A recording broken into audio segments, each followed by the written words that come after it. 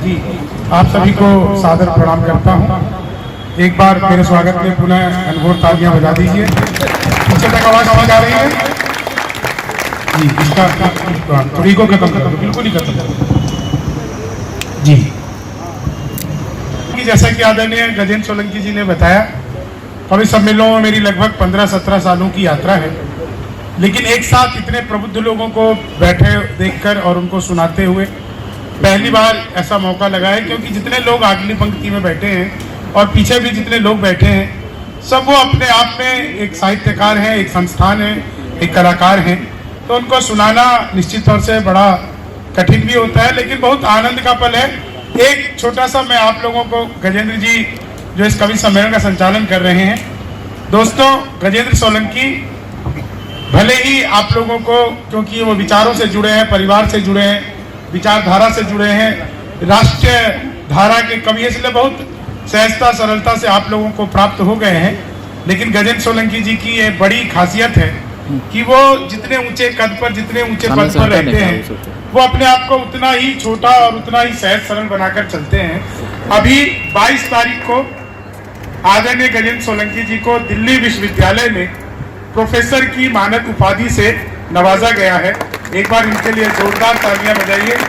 और 100 सालों के दिल्ली विश्वविद्यालय के इतिहास में पहली बार विश्वविद्यालय के लिए कोई कुल गीत लिखा गया है। उस कुल गीत के रचयिता आदरणीय हमारे बीच में गजेंद्र सोलंकी जी हैं। एक बार इनके लिए जोरदार तालियां बजाइए। तालियां थोड़ी कमजोर है, माइक भी थोड़ा कमजोर है, लेकिन पूरी कोशिश करेंगे। पीछे जितने साथी बैठे हैं सबको बहुत बहुत प्रणाम करता हूं। मेरे विषय में आपको बताया, आदरणीय अरुण जी का बहुत बहुत आभार करता हूं। सर, आपका आदेश मेरे लिए किसी अध्यादेश से कम नहीं था, और यहाँ तक आने में आपको मैं बहुत बहुत धन्यवाद करता हूं कि आपने मुझे इस मंच के लायक समझा। बहुत सारे लोग यहाँ पर हैं। आदरणीय मृणाल बाबू हमारे बीच में है, मृणाल झा जी, जो इस कार्यक्रम के बाद अगले कार्यक्रम में रहेंगे, तो उनका भी बहुत बहुत प्रणाम करता हूँ। मेरा बड़ा ही प्यारा मित्र चंदन द्विवेदी यहाँ पर बैठे हैं, वो भी बहुत अच्छे कवि हैं, उन्हें मंच पर होना चाहिए, लेकिन वो सुन रहे हैं, पत्रकार हैं पेशे से। मैं 4 लाइनें आपको सुनाता हूँ, फिर एक बार टेस्ट करता हूँ कि आप लोग को मैं कैसा सुना पाऊंगा, आप लोग कैसा सुनेंगे। पिछले दिनों मैंने मोदी जी से पूछा, भाई साहब, मैंने कहा मोदी जी आपकी नीयत क्या है। दोस्तों, बात समझ में आ जाए तो एक एक व्यक्ति का आशीर्वाद चाहिए। मैंने कहा मोदी जी आपकी नीयत क्या है। मोदी जी बोले मेरी नीयत पाक साफ है।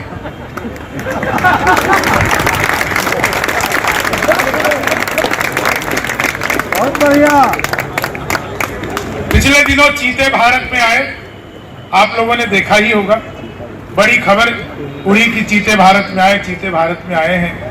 मेरे बहुत ही प्रिय मित्र आदरणीय विजय मिश्र जी हंसराज कॉलेज से यहाँ पर उपस्थित हैं, उन्हें भी मैं बहुत बहुत प्रणाम निवेदित करता हूँ। माइक से फोटोग्राफर मेरी फोटो ले रहे हैं, 2-4 खींच लो, कोई नहीं, मेरी डिजिटल कैमरे से भी नेगेटिव आती है, फोटो लेकर के कोई फायदा नहीं होगा। मैंने पिछले दिनों अरुण जी चीते भारत आए थे, तो मैंने चीते से भी पूछा, भाई जो आदमी मोदी से पूछ सकता है उसके लिए चीते कितनी बड़ी बात है। तो मैंने चीते से भी पूछा, मैंने कहा तुम भारत आ रहे हो, तुम्हें यहाँ आते हुए डर नहीं लगा। बोले नहीं, हम वहीं से भाजपा ज्वाइन करके आए हैं।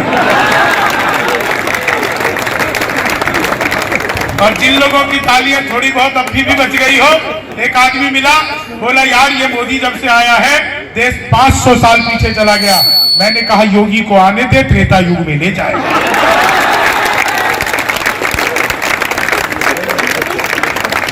उत्तर प्रदेश का बीच चुनाव के बीच में कांग्रेसियों ने प्रियंका गांधी को लॉन्च किया और कहा प्रियंका हमारा तुरुफ का इक्का है। मैंने कहा तो अब तक क्यों जोकर से खेल रहे थे। सर, अभी कल की घटना घटी, आप सबको पता है, राहुल जी की सदस्यता लोकसभा से भी वापस ले ली गई। उन्होंने बात ही दरअसल ऐसी कह दी थी, मीडिया तक ये बात पहुंची नहीं। आप सबको पता है पूरे उत्तर भारत में 4 दिन पहले बहुत ओलावृष्टि हुई, जगह जगह ओले पड़े तो कई सारे पत्रकार बंधु पहुंच गए राहुल जी के पास। बोले राहुल जी, पूरे देश में उत्तर भारत में ओले पड़े हैं, किसानों की फसल नष्ट हो गई है, आप क्या कहना चाहते हैं। तो राहुल जी ने सुझाव दिया कि मैं किसानों से कहना चाहता हूं कि वो कृपया खुले में फसल ना बोया करें। अब ऐसी बात पे किसकी सदस्यता ना जाती, ज्यादा दुख और शोक प्रकट करने की जरूरत नहीं है। आज तो कमाल मेरे साथ पटना एयरपोर्ट पर हुआ। अच्छा देखो, मैं तो आपको एक विषय बताता हूं, मैं तो क्या करना मैं सब बता दूं, इसको बंद करना है खोलना है, आप सब कुछ बता दो, जो जो करना है, जिसके करने से माइक ठीक होता है। नहीं कोई नहीं सर, ऐसी देखो मेरा नाम शंभू है, शंभू जो है ना शिव का भी नाम है, शिव जहां पर होते हैं वहां पे तरह तरह के भूत विचार। आप लोगों को पता ही है, पिछले दिनों मैं जब आज पटना एयरपोर्ट पर उतरा तो मैंने अद्भुत दृश्य देखा सर। अच्छा मैं तो अक्सर बताता हूं कि भाई मूल रूप से तो मैं बिहार का हूं, यहाँ शराब बंद हो गई तो मैं दिल्ली रहने लगा, लेकिन मैं एक बात आप सब पटना वालों से कहना चाहता हूं कि पूरे बिहार में शराब और भगवान एक जैसे हैं हर जगह, दिखते नहीं है। और आपकी तालियां तो अगली बात पर उठेगी, वो चाहे शराब हो या भगवान, जिसको भी प्राप्त हो जाए वो मग्न होकर अपनी मस्ती में झूमता रहता, किसी को भी उसका पता नहीं बताता है, तो कहता है अपना रास्ता खुद तलाश। यही मूल बात है सर। मैं सच बता रहा हूँ, आज पटना एयरपोर्ट पर मैं जैसे ही बाहर निकला तो मैंने देखा दो आदमी आपस में आधे घंटे से गाली गलौज कर रहे थे। मुझे लगा उनका भी कोई साहित्य महोत्सव चल रहा होगा, आधे घंटे से गाली गलौज कर रहे थे। मैं गाड़ी से उतरा, मैंने समझाया, तब मारपीट हुई मेरे साथ। हाँ बिल्कुल, मेरे साथ लोग मुझे बुरी तरह पीटने लगे, मैंने फिर समझाया तो अच्छी तरह पीटा। पटना वाले सर अद्भुत होते हैं। पूनम जी ने मेरे ऊपर 4-5 कविताएं सुनाई। आज सुबह मैंने इन्हें फोन किया, पूनम जी कहाँ जा रही हूँ? बोली मैं पटने जा रही हूँ।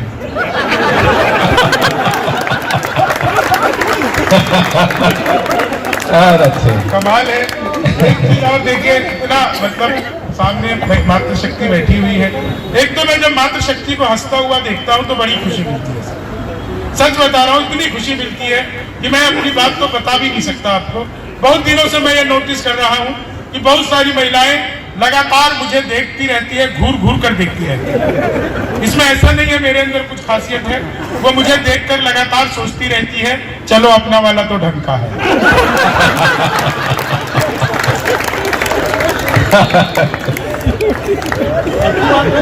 जी रुचि जी बता रही है अच्छी बात है, अच्छी बात नहीं है, सच्ची बात है। इस बात पे वही ज्यादा हंस रहे जिनको लग रहा है कि मैं ढंग का हूँ। नहीं, और सच बता रहा हूँ सर, ये वही टाइम होता है, आप देखा करो, जिस टाइम पर हमारे घरों में घर तोड़ू सीरियल चल रहे होते हैं। एक से बढ़कर एक घर तोड़ू सीरियल छोड़कर आप लोग यहाँ पर साहित्य में आप यहाँ पे आई हैं, ये बड़ी बात है। टीवी चैनलों पे देखा करो, जितनी खतरनाक औरत उतनी बड़ी बिंदी। मैंने देखा मेरी भाभी ने बिंदी लगा रखा था, मैंने कहा भाभी ये क्या है? बोली बेटा ये तुम्हारे भैया। दूसरे कमरे में गया, चाची ने बिंदी लगा रखी थी, मैंने कहा चाची ये क्या है? बोले बेटा ये तुम्हारे चाचा है, हमारे सुहाग की निशानी। मैं घर से बाहर निकला, एक मॉडर्न महीना मिली, उसने एक के ऊपर एक बिंदी लगा रखी थी। मैंने कहा बहन की डबल सुहाग कैसे अफोर्ड करती हो? लेकिन मैं सच बता रहा हूँ सर, बिल्कुल ये महिलाएं बहुत अपने आप पर घमंड करती है, बहुत गर्व करती है। और हम पुरुष कहते हैं कि ये पुरुष जो है ऐसे ही रहते हैं, फुकरे रहते हैं, कुछ भी नहीं करते। मैं जितने भी पुरुष हैं एक बात कहना चाहता हूँ, जितने भी आदरणीय साकेत सर, जितने भी पुरुष हैं उनको आप देखिए, हम महीने में चाहे एक दिन के लिए सैलून पर जाएं, नाई की दुकान पर जाएं, एक दिन के लिए बाल कटवा करके आए, दाढ़ी बनवा करके आए, आते ही सबसे पहले हम नहाते हैं। मैंने आज तक एक भी महिला ऐसी नहीं देखी जो ब्यूटी पार्लर से आने के बाद मुंह भी धोती हो। बढ़िया है शंभू भैया, वाह वाह। तो सर बिहार का तो मामला अद्भुत है। मैं पिछले दिनों दुबई गया था, बड़ी वीडियो मेरी वायरल हुई, आप लोगों ने देखा होगा। दुबई में गया था, मैंने अरुण बाबू एक अद्भुत दृश्य देखा दुबई में। दुबई में मैंने देखा 3 व्यक्ति चाय पी रहे थे, एक अमेरिका का, एक दुबई का और एक अपने बिहार का। चाय पीते ही अमेरिका के व्यक्ति ने चाय के कप को हवा में उछाला, जेब से रिवॉल्वर निकाली और उड़ा दिया था। तो उन दोनों ने पूछा तुमने क्या किया? बोले हम अमेरिका वाले जिस कप में एक बार चाय पी लेते हैं उसमें दोबारा कभी चाय नहीं पीते। इतना सुनना था कि दुबई वाले ने अपना सोफा ही उछाल दिया और उसे भी उड़ा दिया धाए। तो उन दोनों ने पूछा तुमने क्या किया? बोले हम दुबई वाले जिस सोफे पर बैठकर एक बार चाय पी लेते हैं उस पर बैठकर दोबारा कभी चाय नहीं पीते हैं। इतना सुनना था सर कि वो बिहारी आदमी, उसने रिवॉल्वर निकाली और एक अमेरिका वाले को धाए, एक दुबई वाले को धाए। तो मैंने उनसे पूछा भाई ये तुमने क्या किया? बोले हम बिहारी जिसके साथ बैठकर एक बार चाय पी लेते हैं उसके साथ फिर कभी दोबारा चाय नहीं पीते हैं। तो सर अपने बिहार का तो मामला मैं सच बता रहा हूँ, कोरोना काल में जहाँ कहीं भी जाइए वहीं सैनिटाइजर। मैं मंदिर गया वहां भी सैनिटाइजर। मैंने चंद्रामिल समझकर चाट लिया, एल्कोहल का टेस्ट आया। मैंने कहा 2-4 बार और दो। और मैं बिल्कुल सच्ची घटना बता रहा हूँ, पटना की धरती पर हूँ। हमारे नीतीश बाबू तरह तरह के काम करते हैं। एक काम पिछले दिन उन्होंने बहुत ही सराहना किया, जो काम अच्छा हो उसकी सराहना होनी चाहिए। उन्होंने काम किया पर्यावरण बचाने का, जगह जगह नारा दिया पर्यावरण बचाओ पर्यावरण बचाओ। उनकी बातों में आकर के मैंने भी सर पर्यावरण बचाने के तहत 5 पेड़ लगाए। अगले दिन पुलिस मुझे पकड़ के ले गई। पिछले 5 महीने से ये बचाने में मैं नाकामयाब हो रहा हूँ कि भैया गाजे का पौधा भी तो पौधा ही होता है। आदमी सर हमारी बातों को समझता नहीं है, लेकिन मैं 4 लाइनें आपको सुनाता हूँ, आनंद से सुन रहे हैं। मैंने पिछले दिनों अखबार में एक विज्ञापन देखा, लिखा था घर बैठे मिठाई मंगवाइए। तो मैंने अखबार में दिए हुए नंबर पर कॉल किया, उधर से कंप्यूटर रिकॉर्डेड आवाज आने लग गई। बोले जी नमस्कार, अग्रवाल स्वीट कॉर्नर में आपका हार्दिक स्वागत है। मिठाई लेने के लिए 1 दबाइए, चाट पापड़ी के लिए 2 दबाइए, गजक नमकीन के लिए 3 दबाइए, गोलगप्पे के लिए सब कुछ एक ही दुकान पे मिलती है आजकल। मुझे मिठाई चाहिए थी, मैंने 1 दबा दिया। लड्डू लेने के लिए 1 दबाइए, बर्फी लेने के लिए 2 दबाइए, जलेबी लेने के लिए 3 दबाइए, रसगुल्ले लेने के लिए 4। मुझे लड्डू चाहिए था, मैंने 1 दबा दिया। बेसन के लड्डू लेने के लिए 1 दबाइए, मोतीचूर के लड्डू लेने के लिए 2 दबाइए, तिल के लड्डू लेने के लिए 3 दबाइए, लाई के लड्डू लेने के लिए 4। मुझे बेसन का चाहिए था, मैंने फिर 1 दबा दिया। 1 किलो लेने के लिए 1 दबाइए, 2 किलो लेने के लिए 2 दबाइए, 3 किलो लेने के लिए 3 दबाइए, 100 किलो लेने के लिए 4 दबाइए। 1 दबाना था, गलती से 4 दबाइए। मैंने वही किया जो आप लोग करते, तुरंत ही फोन काट दिया। 1 मिनट बाद कॉल बैक आ गई। बोले जी नमस्कार, हम अग्रवाल स्वीट कॉर्नर से बोल रहे हैं, आपके यहाँ से 100 किलो बेसन के लड्डू का ऑर्डर आया है, मिठाई किस पते पर भिजवानी है? मैंने कहा यार तो फंस गए, लेकिन सर बिहारी आदमी फंस गया तो काहे का बिहारी आदमी फंसता नहीं, फंसाता भी नहीं है, बीच का रास्ता निकालता है। बोले जी जल्दी बताइए, आपके यहाँ से 100 किलो बेसन के लड्डू का ऑर्डर आया है, मिठाई किस पते पर भिजवानी है? मैंने कहा देखो भाई ये फोन किसने किया मुझे तो पता ही नहीं। घर में हम 9 भाई हैं, सबसे बड़े वाले से बात करने के लिए 1 दबाइए, मुझे छोटे से बात करने के लिए 2 दबाइए, मुझे छोटे से बात करने के लिए 3 दबाइए, और जब तक असली वाला ना मिल जाए तब तक दबाते जाइए दबाते जाइए दबाते जाइए दबाते जाइए। आप लोग जोरदार तालियां बजाइए। क्या बढ़िया आनंद से मोबाइल होते थे, उसे दिखाना होता था कि मेरे पास मोबाइल है, तो खुद का ही डायल टोन घंटी में बजा लेता था, और जहां 4 लोग दिखता था हेलो हेलो। मैंने एक को समझाया, इतनी जोर से चिल्ला रहे हो, इतनी देर में तो खुद ही सुन लेगा, इतनी जोर से बोलने की जरूरत नहीं पड़ती है। बाद में उनकी घंटी बज गई फोन की, तो बेचारे पकड़े भी गए। जी जी आइए बहन जी, अब हाँ जाइए भाई साहब, आपको कोई बहुत जरूरी काम आ गया है। कोई बात नहीं, 4 लाइन सुनिएगा, आनंद लीजिएगा जी।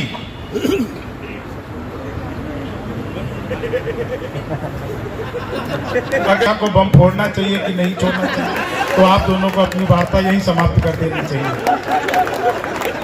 अभी तय नहीं हुआ है, जाकर के गुप्त मंत्रणा करेंगे। अब तालिबान को भी निपटा करके आइएगा सर। मैडम जा रही है, मैडम आपका धन्यवाद करता हूँ सर। विश्व सर सच बता रहा हूँ, विश्व थोड़ी देर देखिए, गजेंद्र सोलंकी जी महीन कवि आप लोग के बीच में है, इनको सुनना है, आप लोग आपस में बात करेंगे। बहुत मुश्किल से रात निकलती है, समय भी हम लोगों के पास बहुत कम है, ये बताने के लिए भी समय कम है कि समय कम है, लेकिन फिर भी मैं आपको बता रहा हूँ कि समय कम है। मैं 10 मिनट आप लोगों के बीच में सुनाऊंगा, 15 मिनट बाद मैं यही बात दोहराऊंगा और आधे घंटे में मेरा कार्यक्रम खत्म होगा। आप बिल्कुल निश्चिंत रहिए। 4 लाइनें आपको सुनाता हूँ सर। बिहार में नेता, दुनिया में सबसे ज्यादा ईमानदार नेता अगर कहीं पे होते हैं तो हमारे बिहार के आदरणीय लालू प्रसाद यादव जी। जेल का उद्घाटन किया, खुद उसमें बंद रहे। यह होती है उद्घाटन की जिम्मेदारी। आदमी को इतना जिम्मेदार होना ही चाहिए। इतने जिम्मेदार थे, मैंने उसी दिन कहा था इनसे किसी दिन शमशान घाट का करवा लेते। सही आदमी से सही काम लेना आना चाहिए। बहुत सारे लोग मोबाइल से मेरा अभी भी फोटो खींच रहे हैं, सर आप मेरी फोटो खींचोगे, घर जाकर के आप अपनी वाइफ को दिखाओगे, वो जूम कर करके मुझे देखेगी, आपको अच्छा लगेगा?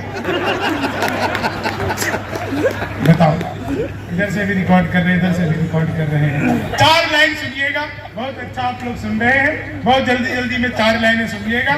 ये 4 लाइनें, ट्रंप भारत आए थे, आप लोगों को याद होगा ट्रंप आए थे भारत, लोगों ने ट्रंप को तरह तरह की सलाह दी।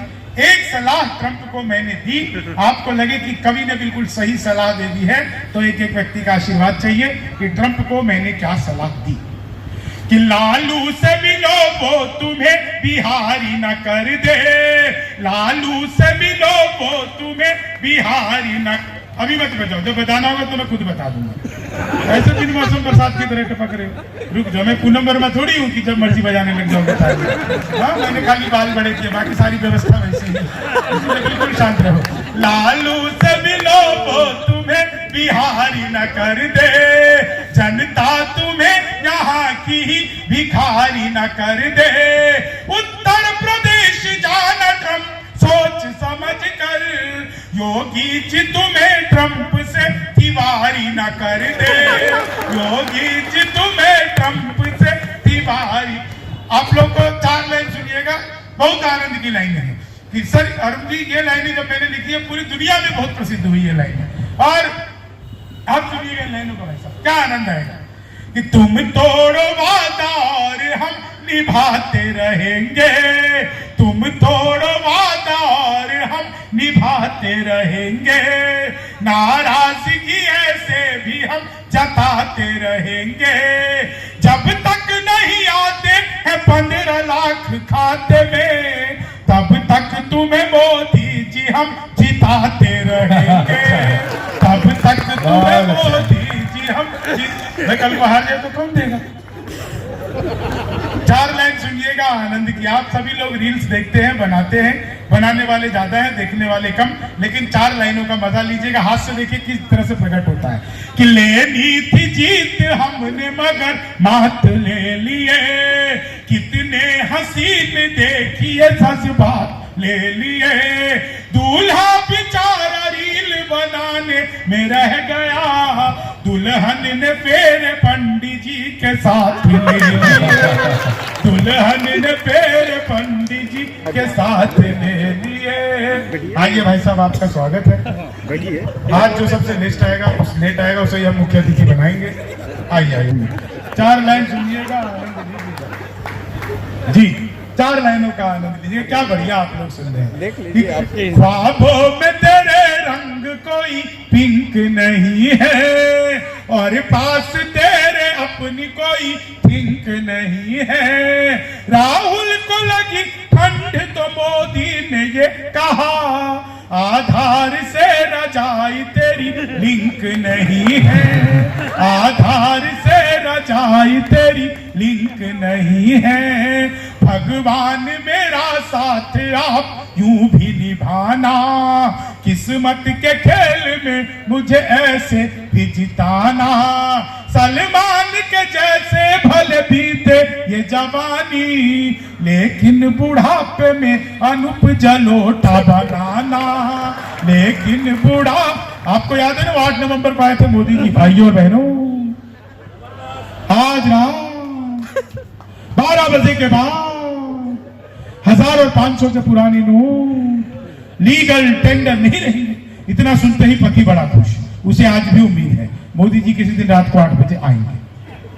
मित्रों, आज रात 12 बजे के बाद आपकी पुरानी शादियां लीगल टेंडर नहीं रहेंगी। कितने खुश हो रहे हैं मेरे आदरणीय मित्र मृणाल भाई की हंसी तो रोके नहीं रुक रही है। सर खुश कितना भी हो लो, बस ये मत भूलना वो मोदी जी 1000 रुपए का लेके 2000 का लौटाया था। आप 40 साल की जमा करवाने जाओ, 80 साल की थमा देंगे। बीबी लेके जाओगे, दादी लेके लौटो।